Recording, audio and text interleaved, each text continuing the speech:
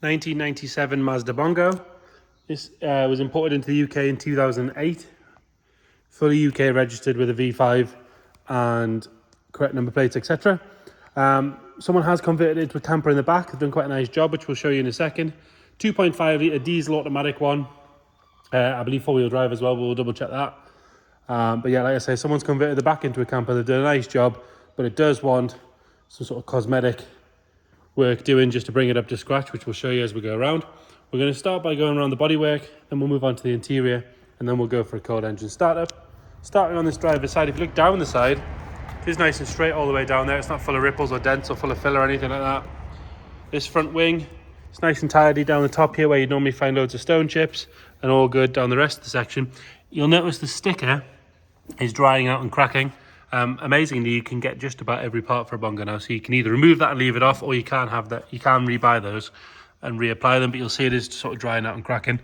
The arch itself is tidy all the way on the top. There's a little bit of lifting in the paint just there, but generally pretty good all the way around. There's a bit of road dirt there which we've left, but it is sharp. It's not corroded away or anything like that. Wheels themselves, they arguably could do with a refurb. They've got quite a lot of ingrained dirt, a little bubble here and there, but generally pretty good. Tyres are in decent nick. Coming up the A-pillar, we've got a stone chip just there, and then you'll notice as we go up onto the roof is very sun faded, which is quite common on Japanese stuff. Sort of the sun bakes away the lacquer and it gets faded like that, but it is there, so let's point it out.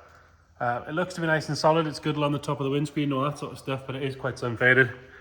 Driver's window is pretty scratch free and clear, and then obviously you've got tints going down the side. There is curtains in there as well, which we'll show you in a second. Quite a bit of ingrained dirt, which you'll see there. A lot of that will clean off. A good detail would make a big difference, but it is, you know, it's got marks here. There's lacquer peel along the top there. It's quite dry. Bottom of the door is nice. Normally they can get quite rotten, but that one's all good, as you can see. It's a little bit just starting on the very, very bottom there. But other than that, all good. Coming down this side, and again, lacquer peel marks here and there, and someone has, I mean, to be fair, it's the nicest bit of keying I've ever seen. They've written "I love you" on it. I'm assuming that's a kid thinking they were doing something nice.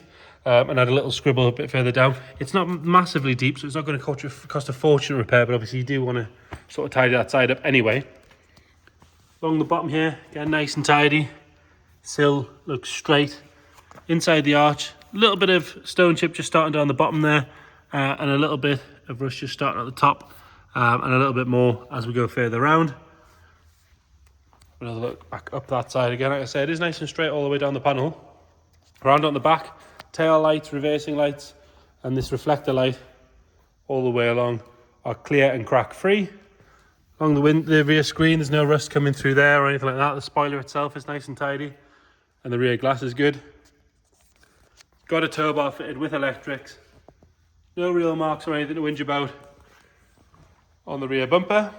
And then if we go down this side again, nice and straight all the way down. Normally you find loads of rust coming through on this rail area, but that looks to be all good. Bit of a key mark just there as well. And then we've got a bit of paint cracking on the bumper there and a bit more bubbling. Same as the other side. And then this sliding door, a few marks here and there, but generally pretty good. That's all right. There's no rust coming through on the bottom of the window or anything like that. Front door, we've got some marks where the lacquer's come away. And again, you can have another look at the roof from there as well. A couple of stone chips on the A-pillar, but generally not too bad. And the rest of that door, actually pretty tidy. Again, this has got the same problem with the sticker drying out and cracking. Bit of rust on the arch there, and a little bit more further forward. Round onto the front, and again, you've got that same lacquer peel, sort of sun fade, UV fade, whatever you want to call it, on the bonnet. The bumper itself is generally pretty tidy, actually. The lights are on brackets, but they are also held on with cable ties, to be fair. So again, that one's sort of tidying up, and that bull bar wants a good polish and some new fixings because they're rusting a little bit. But like I say, definitely worth making right. Nice little project, but you can use it while you're going because it does have the camper conversion already. Into the driver's front door, nice and tidy on the door card. The seat itself could do with a bit of a scrub, but actually the foam's all very good. There's no holes or rips or tears in it. A little bit of wear in the steering wheel, but generally not bad. Pop those lights on so we can have a look. 198,000, and that'll be kilometers, I would imagine, but double check. We'll detail that in the description. So that's about 120,000 miles, isn't it? But like I say, we'll double check that and detail it in the description on whether that's kilometers or miles. Nice and tidy down the centre console. It does have aircon, heated front and rear screens.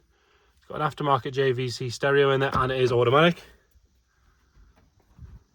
I've popped that open instead of the bonnet, we'll ignore that. Into the back, and again, the rams are nice and strong on this. They can quite often flop down. We've got a little table that drops down from this section here. This is the back of your rock and roll bed. There is a little bit of, it's had something stuck on it that's peeled off there. Got your battery split charging system and your fuse board in there. It is quite a nice camper unit, to be fair. Good quality by the looks of things. And then side sliding door. We still have the footrests there as well. You can see in there, that's nice and tidy. We've got decent fridge there. A 2-burner gas hob. We've got, with both of these with the glass covers, sink with a tap here. Got extra lighting up the top there. 3-pin sockets down here. More storage down the bottom, which has got your water tanks and things in it, and your gas. And then you've got your rock and roll bed to the side. Storage underneath. All that sort of stuff. Everything you'd expect to see. Generally pretty clean and tidy in here. The headlinings's good. There's no nasty smells, no sign of any damp or any moisture. Anything like that. Like I say, you could definitely crack on and use it while you're improving it. Nice and clean on this seat here. You can see that one's actually quite a bit cleaner than the driver's seat, but a good shampoo would sort that driver's seat out. And this side of the dash is all good as well. And then under the bonnet, you've got that 2.5 litre diesel engine. Pretty bulletproof engine, in fairness. Automatic gearbox, 4-wheel drive. Nice and clean under there. So a little bit of surface rust on the panels and things that want sort of cleaning off when you're doing the rest of it. We'll get it fired up. Got driven to us about 30 miles a couple of days ago. Just let the glow plugs warm up. Fires up on the button. Ticking over nice and happy at the front. And we'll double check we've got nothing nasty coming out the back.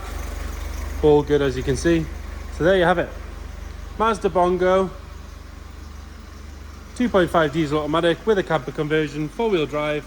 Any more questions, please get in touch. Thank you.